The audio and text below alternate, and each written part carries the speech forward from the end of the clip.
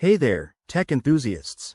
Welcome back to our channel, where we break down the latest gadget mysteries to make your life easier. Today, we're diving into the intriguing world of Alexa and that puzzling purple blinking light, specifically in 2025 models. If you've ever glanced at your Echo device and wondered, what's going on with that purple glow? You're not alone. Let's unpack this step by step so you can get back to seamless smart home experiences. First things first, the purple light on your Alexa isn't just for show, it's a signal from the device.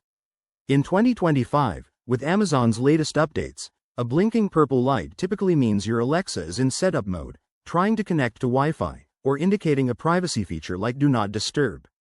This could also signal an incoming call if your device is linked to your phone. It's Amazon's way of communicating without words, keeping you informed about what's happening behind the scenes. Now, if this blinking is unexpected or persistent, it might be a sign of a minor issue. Don't panic. Most problems are easy to fix. Start by opening the Alexa app on your smartphone. Navigate to the Devices tab, select your Echo device, and check its status. Ensure it's connected to a stable Wi-Fi network.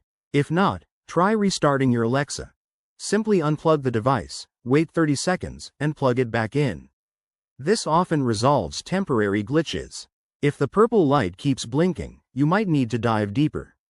Check for any pending software updates in the app. 2025 models come with enhanced features, so keeping everything current is key. For more stubborn issues, perform a factory reset. Press and hold the action button on your Echo for about 20 seconds until the light ring turns orange. Remember, a reset will erase your custom settings, so use this as a last resort. In summary, understanding your Alexa's lights empowers you to troubleshoot quickly and enjoy its full potential. If you're still facing problems, reach out to Amazon's support, they're pros at this.